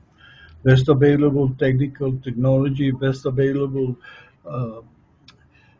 Appropriate Technology, es decir, todo eso siempre está relacionado con las capacidades del contaminador en adoptar tecnología y aceptarse, adecuarse a ese tipo de cosas, ¿no? Entonces, bueno, yo creo que eso es un problema de regulación y adaptar esas normas y esas políticas públicas a lo que hoy en día es, ¿no? Y por supuesto hay cosas que nosotros yo creo que en este país tendríamos con las que yo no estoy muy de acuerdo. Por ejemplo, cómo se manejan las normas ambientales de petróleo en el estado de Texas, a los efectos de cómo hacen el trabajo. Es decir, ahí yo no sé, es decir, yo no me he metido, porque mucho de lo que ocurre con el fracking tiene mucho de alarmismo, pero tampoco hay llegar a esos extremos que yo he visto en algún momento. El organismo de Texas que regula todo este tema petrolero, pues tiene un sesgo muy grande hacia la producción, ¿no? Y no creo que tiene la misma apreciación respecto a la protección del ambiente. Entonces, ese tipo de cosas, bueno, a mí no me gustaría verlas en este país, pero todo eso se puede lograr. Nosotros tuvimos unas normas ambientales increíbles con las que hicimos cosas increíbles. Nosotros en el desarrollo de áreas nuevas llevamos la regulación ambiental a producir las normas de desechos tóxicos, de disposición de desechos peligrosos, y pudimos establecer una norma bien formulada en términos geológicos y de yacimiento para inyectar fluidos de perforación. Eso lo hicimos en el primer pozo que perforamos en el pantano. donde Gorka Uriarte decía que por primera vez en su vida él veía que se perforaba un pozo con 2 taladros, porque en la medida que se perforaba el pozo exploratorio, también se estaba perforando un pozo de inyección, ¿no? Pero eso también lo hicimos nosotros en el lago de Maracaibo, en el proyecto Prisa, cuando se perforaban unas macollas y el primer hoyo se perforaba el primer casing y se llevaba, o los primeros casing, y se llevaban a un horizonte donde era posible inyectar. Y entonces había una gabarra que tenía todo el equipo de producción de la lechada, ¿no? Y era una cuestión bastante técnica en el sentido de que se tenía un cálculo para ese yacimiento de cuánto podía inyectarse en la medida en que avanzaba el frente de inyección, ¿no? Que era una función decreciente. Entonces esas cosas las hicimos. Y las hicimos porque existía una norma y porque existían gente que estábamos interesados en que las cosas funcionaran. Bueno, yo creo que eso es lo mismo que aquí seguir haciendo. Bueno, ahora sí vamos a pasar entonces a las preguntas. Están anotados en el derecho de palabra Pedro y Jorge Cancoff. Por favor, recuerden que son 3 minutos y que tienen el cronómetro en la parte superior. Adelante, Pedro.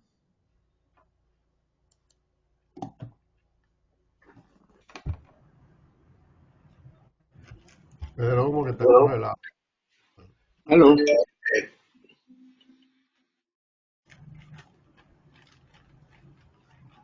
Pedro, ¿qué pasó?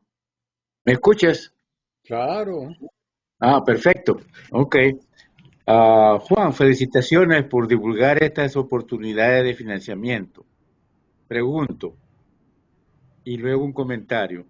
¿Venezuela produce harina de pescado? Comentario. Bueno, No. nosotros sí, Juan, nosotros deja que producimos termine. harina. Juan, deja que termine la Ok, pregunta completa. ok. Ok, comentario. Me tocó trabajar 4 años en el Perú, después de sacar mi máster en el año 1966 y a una empresa con base en Nueva York que tenía 38 subsidiarias, de las cuales 2 eran la pesca de, creo que le llaman atún o algo así, para producir harina de pescado, ¿no? Perú llegó a poner precio mundial de la harina de pescado por los La volúmenes. anchoveta, Pedro, la anchoveta que pescan en Perú. Anchoveta, ok, la anchoveta. Bueno, entonces, y además también tenía 2 centrales azucareros, donde la zafra era mecánica, era con machete. Y detrás de esa central azucarera había unas grandes empresas químicas que producían una cantidad muy variada y grande de químicos de todo tipo. A la caña le sacaban el jugo, ¿no? Porque le sacaban de todo. Lo único que no podían hacerlo en aquel entonces 100% usar ¿cómo se llama? La concha de la caña, ¿cómo se llama? ¿Cómo le llamaban allá? No me acuerdo. El Pero bagazo, el bagazo. el bagazo. Entonces, el bagazo, algo lo quemaban para producir vapor, pero después comenzaron a meterlo y fabricar, hacer pulpa para papel. Y todos los bloques de notas de los colegios públicos usaban ese papel, esos bloques de papel que eran medios cremitas claros, y a veces notaban unas astillitas de la concha de la caña, el bagazo, porque era mucho más barato. En cambio, aquí en Ureña, cuando regresé y fui a Ureña, había parte del proceso que lo botaban y ahí había un 8% de POL, que es la medida de la cantidad de azúcar en la caña, que la buena tiene 27, 28, 29 o 30. Y la botaban. O sea que nunca he visto yo un deseo, un empuje para no exportar materia prima, sino procesarla para darle mayor valor agregado. Ok, Juan. Bueno, mira, sí, Venezuela todavía produce algo de harina de pescado, pero es es una producción de harina limitada, porque bueno, la harina de pescado hoy en día que sale de Perú con la anchoveta está en el orden de $2.500 la tonelada y se utiliza fundamentalmente en la alimentación para animales, pero por ejemplo en los pollitos, pues, en los pollitos, en las gallinas ponedoras, porque es donde requieren el mayor concentración de proteína y aceite. Ahora, el problema con esa producción, de hecho, esta empresa de ingenieros que tienen este hub industrial, el presidente de todo eso ha instalado plantas de esas de harina de pescado. Ahora, en Oriente, esa harina de pescado sale de la sardina, ¿no? Y, fundamentalmente, y queman otras especies en la medida en que están disponibles.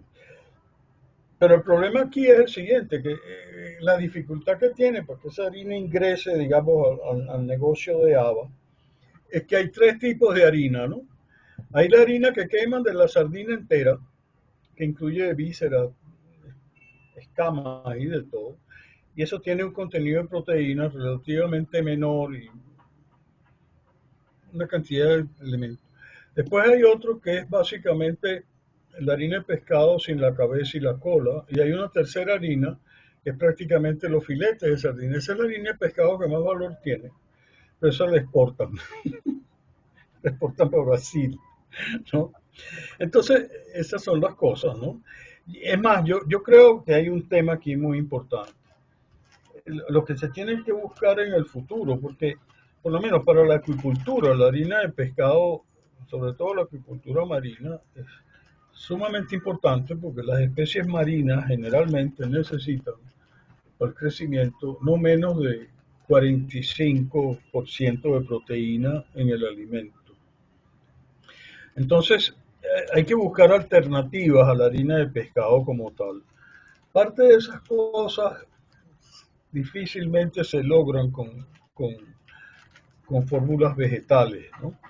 Pero hay toda una cantidad de cosas que hoy en día se están buscando desarrollar. Por ejemplo, las proteínas que vienen de la mosca soldado, las proteínas de las larvas de la mosca soldado, las proteínas que vienen de otra cantidad de gusanos marinos que son sumamente prolíficos, ¿no? Como medios sustitutos de esa harina de pescado, bueno, por lo menos para el área de la agricultura. Pero el otro tema es la conservación, es decir, cada vez la anchoveta y lo que se utiliza para la harina de pescado, que es fundamentalmente del Perú y algo de Ecuador, pues cada vez es más difícil mantener es decir, la demanda siempre está por encima de la producción y eso afecta el recurso. Y lo que usted dice es verdad, es decir, aquí la caña, hay tesis de grado en arquitectura con las que estudiantes pudieran producir paneles similares al wall, al drywall y todo eso. Son estructuras muchísimo más livianas.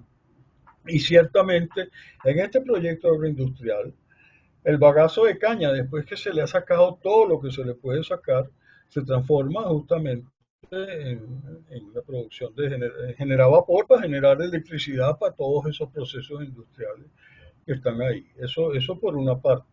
Pero es que el tema también es que en Venezuela, es decir, ese proyecto industrial que les mostré, yo creo que la gran ventaja que tiene es que ha logrado concretar todo eso que nosotros venimos escuchando de por lo menos hace poco más de una década, es la economía circular.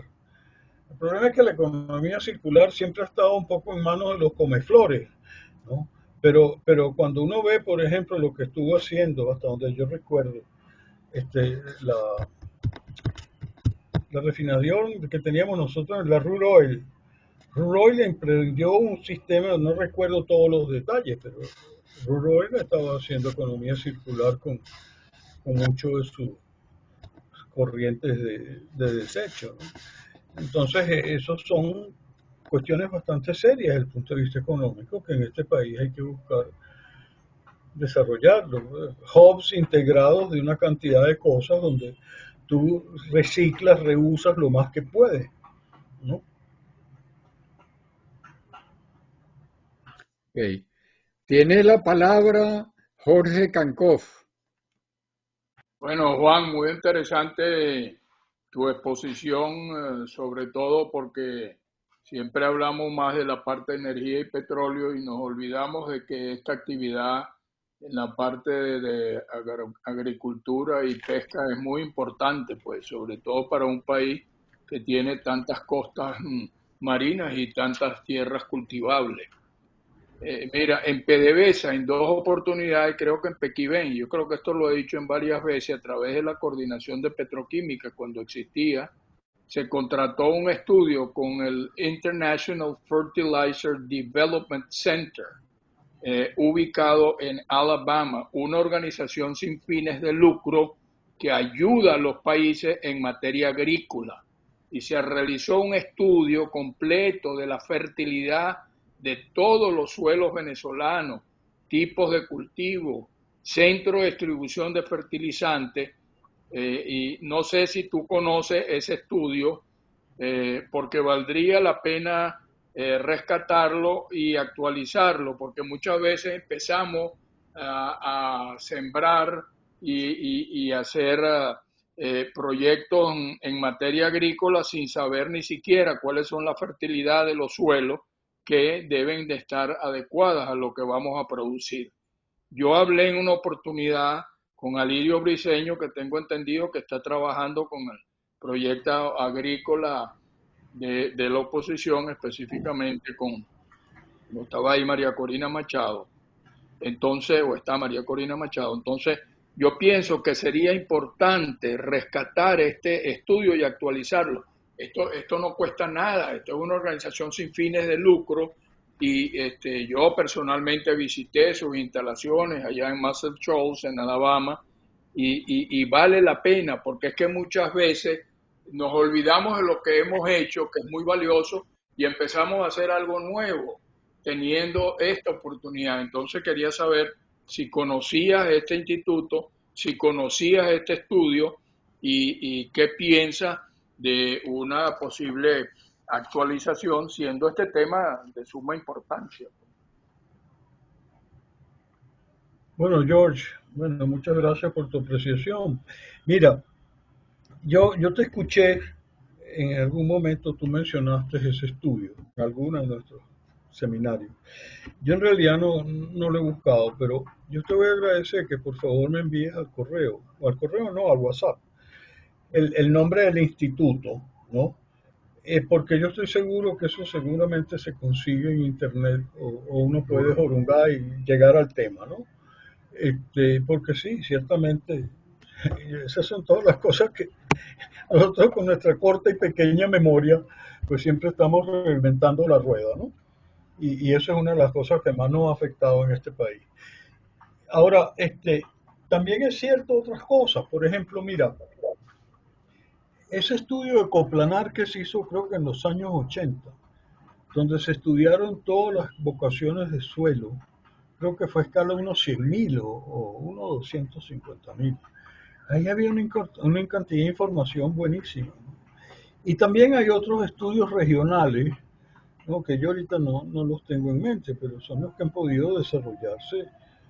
Han desarrollado estos hubs agrícolas, agroindustriales en Portuguesa, etcétera, etcétera, donde se conoce bastante bien el uso y las posibilidades del suelo. Pero ciertamente, desde el punto de vista de planificación y de políticas públicas, ese tipo de información va a ser muy importante, ¿no? Inclusive, mira, yo sé que hay un estudio que pagó, no sé si fue Conoco en los tiempos de la apertura, le pagaron una cantidad de biólogos y de gente que estudiaron e hicieron, yo tengo por ahí el informe, caracterizaron, pues.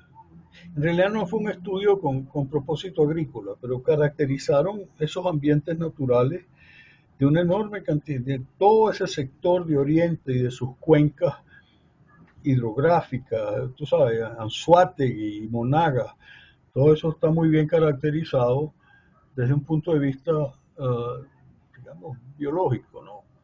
Y entonces hay cosas, ¿no? Este tipo de estudios a futuro, cuando yo los pienso, digo, bueno, ya no va a haber más ninguna necesidad de tener que hacer estudios en impacto ambiental y volver a repetir la historia, ¿no?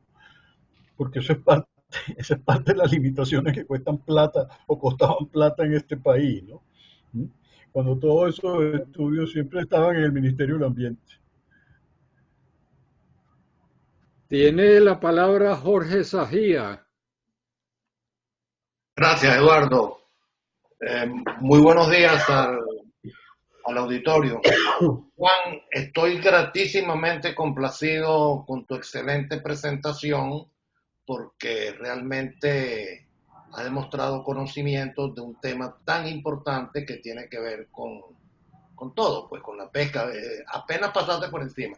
Yo creo que te extendiste mucho y con todo respeto te lo digo en la parte de la DFC, que no valía la pena, digamos, porque después tu segunda parte fue tan interesante que te robaste tiempo para seguirla desarrollando, los temas de la agricultura, los temas de la pesca, los temas del control ambiental, ¿qué tal? ¿No? Pero mis felicitaciones, estoy pero gratísimamente complacido. Me vas a dar ese tabaco para que, a ver si a mí se me aclara, ese tabaco que tú fumas, a ver si a mí se me aclara la mente como la tienes tú. Sin embargo, yo estoy tomando la palabra, además para decir esto, para rescatar una pregunta, una sugerencia que hizo Pedro Castillo, el presidente de la Sociedad Venezolana de Ingenieros de Petróleo, y al cual Eduardo no le dio importancia. Pero yo creo que este es un tema también neurálgico, aprovechando la ilustración de Urich. La voy a leer con el permiso de la audiencia. Juan, tu sugerencia para reactivar el sector agrícola y pesquero lo veo como prioritario. Sin embargo, veo como prioridad para el arranque del sector económico arrancar con el petróleo como elemento motor. Allí estará la primera prioridad. Esto lo escribe Pedro Castillo, presidente de la Sociedad Venezolana de Ingenieros de Petróleo. Perdóname. Bueno, muchas gracias por tus comentarios, Jorge, pero mira, es que no hay tema de discusión en el hecho de que lo que nosotros hagamos en petróleo es el factor multiplicador de una economía normal inicialmente. Eso está fuera de toda discusión. Ahora, el tema no es necesariamente una cosa primero y otra cosa después. El tema es que hay simultaneidades posibles. ¿Okay? Hay sectores industriales en este país que no tienen nada que ver con petróleo, que pueden apelar a los esquemas de financiamiento del DFC. Y esos también están contribuyendo a la economía. Ahora, una cosa que hay algo que nosotros perdimos en el camino en la industria petrolera después de la nacionalización. Y es que, a excepción de Brígido Natera y de Rodríguez Erazo, todos también eran ganaderos. Y eran ganaderos, ¿no? Seguramente porque eran geólogos, pero también porque Nelson Rockefeller era ganadero. ¿Okay? Es decir, la historia que nosotros tenemos de vínculo entre el petróleo y el agro fue importantísimo por una razón. Había que proveerle alimento a los comisariatos, ¿no? Y eso hizo que, bueno, ¿qué te digo yo? Esos hombres de relaciones industriales en los años de la nacionalización, antes de la nacionalización, todos se pusieron a producir huevos ahí en Charallave, ¿no? Tenían galpones, tenían toda una cantidad de cosas. ¿Y eso qué es? Eso es iniciativa privada con personas que tenían un sobrante de income, ¿no? Y lo invertían en eso. Y eso, cualquier persona que tenga un exceso que tenga capacidad de ahorro, pues en este país podría animarse a hacer eso, sea del sistema o del sector que esté. Ahora, ese es lo que yo creo, ¿no? Ciertamente para mí la industria petrolera y el agro, además porque coexisten.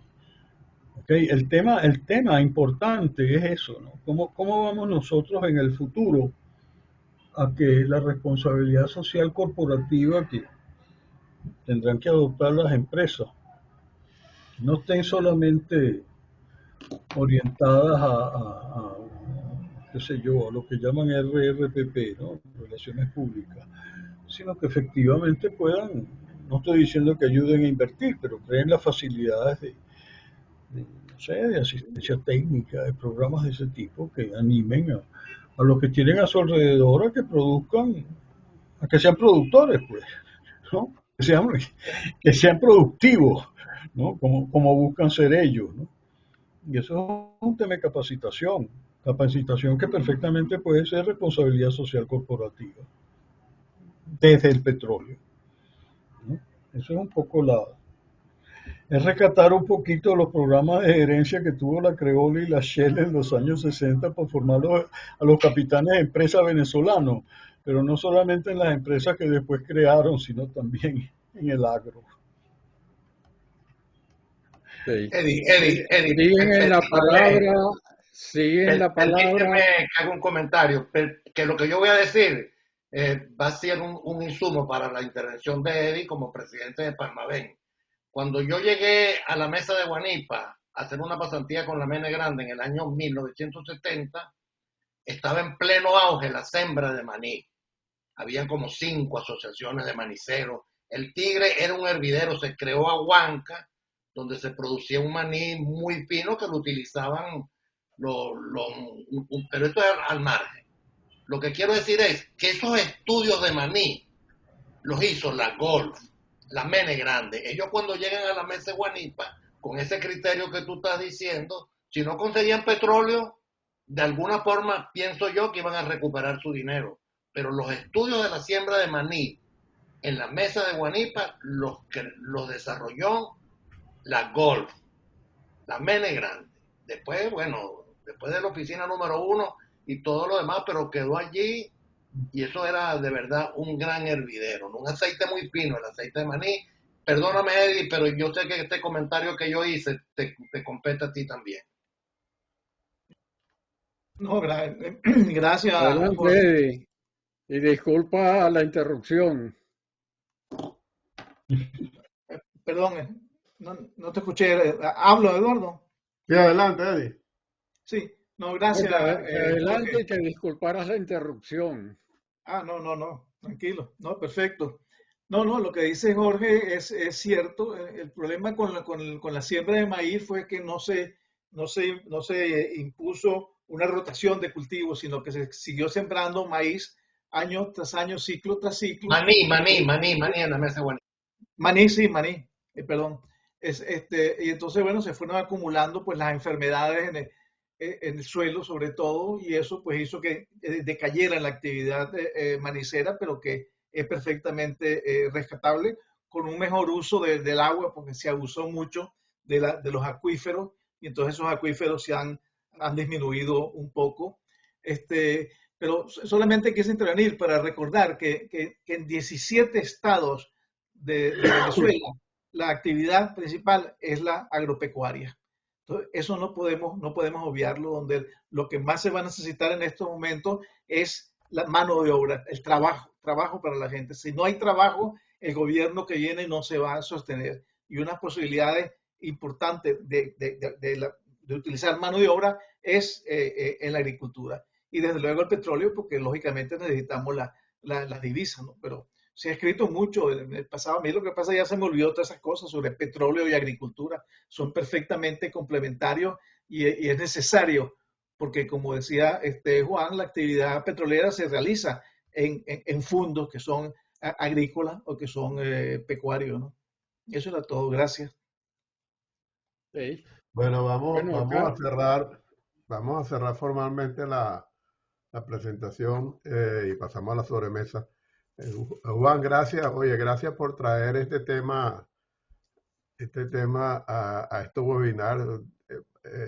Como está diciendo Eddie y como comentó Jorge, la actividad, y Jorge, los dos Jorge, la actividad agrícola en Venezuela es muy importante y no podemos olvidarnos de ella. Pues. Y tú lo estableciste con algunos ejemplos puntuales, ¿no? Y eso da pie para una serie de webinar quizás más extensos en detalles. También hablamos la otra vez tú hablaste la otra vez de la parte de madera, etcétera. Entonces, creo que hay mucho terreno por cubrir. Quizás lo que necesitamos son gente como tú que traiga esa información, porque no es la experticia de este equipo.